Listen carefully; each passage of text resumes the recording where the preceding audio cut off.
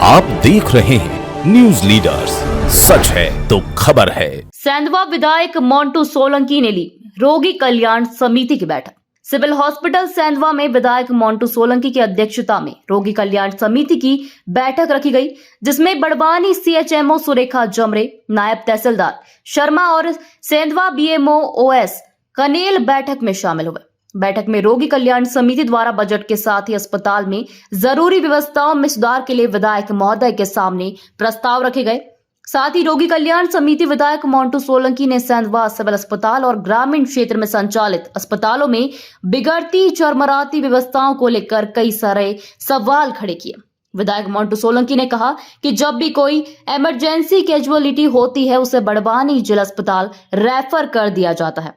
विधायक मोंटू सोलंकी ने कहा, इस अस्पताल की कई बार शिकायत आई है, यहाँ गर्भवती महिलाओं से डिलीवरी के नाम पर पैसे लिए जाते हैं। डॉक्टर स्टाफ सबके सब रिश्वत और भ्रष्टाचार में लिप्त हैं। CMHO मैडम से विधायक महोदय ने जवाब मांगते हुए कहा कि इस बिगड़ती हुई व्यवस्था के लिए कौन जिम्मेदार है। ग्रामीण क्षेत्र में कई अस्पताल बनकर तैयार हैं, लेकिन हमारे पास डॉक्टर नहीं, दवाइयां पूरी नहीं और सरकार द्वारा हमें सारी चीजें उपलब्ध कराई जा रही है, तो फिर दवाइयां उपकरण कहाँ हैं। विधायक मोंटू सोलंकी ने मौजूद अधिकारियों के साथ अस्पताल का निरीक्षण भी किया और अस्पताल में मौजूद जिम्मेदारों को सुधार लाने के निर्देश दिए। इस दौरान रोगी कल्याण समिति के सदस्य वली शेख, सदस्य किशन अलावे, विधायक प्रतिनिधि भाईलाल डावर और जनपद सदस्य राहुल सोलंकी भी मौजूद रहे। आज विधायक महोदय के अध्यक्षता में हमने जो रोगी कल्याण समिति की बैठक करी सेंधवा सिविल हॉस्पिटल में, उसके अंतर्गत बहुत सारी मतलब बातों पे डिस्कशन हुआ है। उसी के तहत आज हम आनंदम हॉस्पिटल में आए थे कि आयुष्मान कार्ड में अनियमितता बरती जा रही है, जिसके तहत कि कार्ड मतलब लगाने के बाद में पैसे ले रहे हैं। उसी के लिए हम लोग निरीक्षण के लिए आए थे। और एक और इशू था कि यहाँ पार्किंग की जो ज़मीन है गवर्नमेंट की है, तो उसको हम दिखवा लेंगे।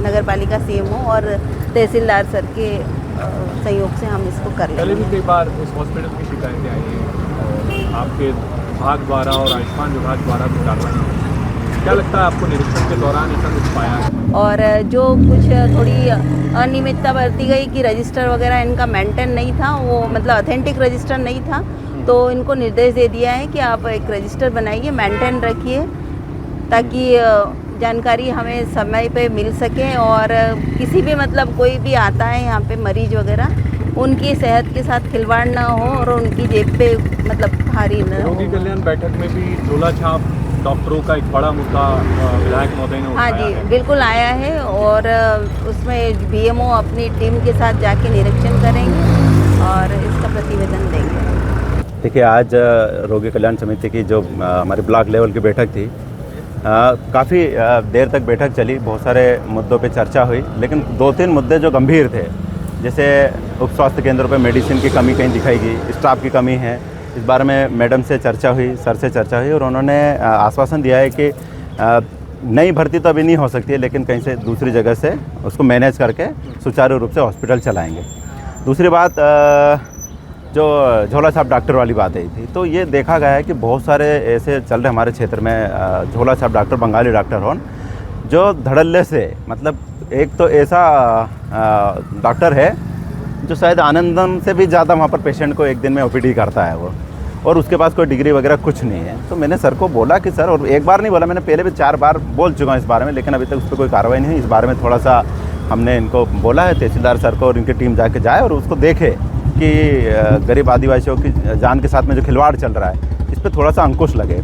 दूसरी बात, कुछ एक एम्बुलेंस का पैसा पिछले 3-4 साल से रखा हुआ है, तो वो एम्बुलेंस लेने पे सबकी सहमति से चर्चा हुई है। कुछ पैसा कम पड़ेगा तो सब मिलकर उसको मैनेज करके एक एम्बुलेंस खरीदना है। 100 वाहन की जो बात की थी वो भी होगा। और रही बात आनंदम की, तो यहाँ मेरे पास में 2-4 बार नहीं से ज़्यादा मेरे पास फ़ोन आए कि ये मतलब आयुष्मान कार्ड अप्रूव नहीं हो रहा, इसलिए 2-3 दिन का पेमेंट ले लेते हैं। अब इन्होंने बताया कि हम वापस दे रहे हैं, पर 2-3 इनके पास जो ऑथेंटिक रजिस्टर तो नहीं था, पर 2000-3000 वापस करे हुए, लेकिन पेशेंट से 40,000 50,000 तक ये अतिरिक्त ले लेते हैं और वो वापस नहीं करते हैं। तो उस पर अंकुश लगाने के लिए मैडम के और तहसीलदार सर और हमारी पूरी टीम आई और हमने इनको अब समझाइश दी है किस प्रकार का नहीं होना चाहिए। उसमें क्या होता है कि सरकार से भी वसूली किया जा रहा है और गरीब इंसान से भी उनके जेब पे डाका डाल रहे हैं, तो ये नहीं होना चाहिए। क्या कहेंगे क्षेत्रीय जनता को लेकर कि कहीं भी कोई निजी हॉस्पिटल में आयुष्मान कार्ड के अलावा अगर आपसे पैसा लिया जाए तो किसके पास जाएंगे आप सीधा तौर पर? देखिए, मैं जनप्रतिनिधि हूँ तो मैं तो बोलूँगा कि मेरे पास आए, लेकिन अगर व्यवस्थित तरीके से कार्रवाई चाहते हैं तो मैडम से बात करें, सर से बात करें, और भी ऐसे कोई वरिष्ठ लोग हो जो इन पे अंकुश रोक लगाने की जो कोशिश करें, उनके पास जाना चाहिए। और पहली बात तो इनसे ही बात करना चाहिए, मैनेजमेंट से। अगर ये नहीं सुनवाई करे तो सीधे आपके पास सीधे आए, हमारे पास आए, हम तुरंत कार्रवाई करेंगे और हम मैडम को बुलाएंगे और हम तुरंत इस पर बहुत फास्ट एक्शन लेंगे कि ऐसा नहीं होना चाहिए। जब सरकार दे रही ना पैसा तो फिर किसी के जेब में डाका नहीं डालना चाहिए और अच्छे से चलाओ, अगर नहीं देंगे तो देंगे हम। कुछ पार्किंग एरिया को लेकर भी यहाँ का हाँ, वो जो इनके जो परमिशन की जो बात है वो इन्होंने बताया कि भाई 40% ज़मीन खाली रहना चाहिए, लेकिन इन्होंने जो दिया है तो सामने भी रोड है जहाँ आप खड़े, इधर भी रोड है और इनके पास ऐसी कोई जगह नहीं है। मैडम से हमने बोला है कि इस चीज़ को देखे और इस पर हाँ, राजस्व विभाग से भी और नगर पालिका इसको देखे और सही जानकारी दे, तो अच्छे से इन पर अंकुश लगेगा इस प्रकार का जो भी कुछ करेंगे तो।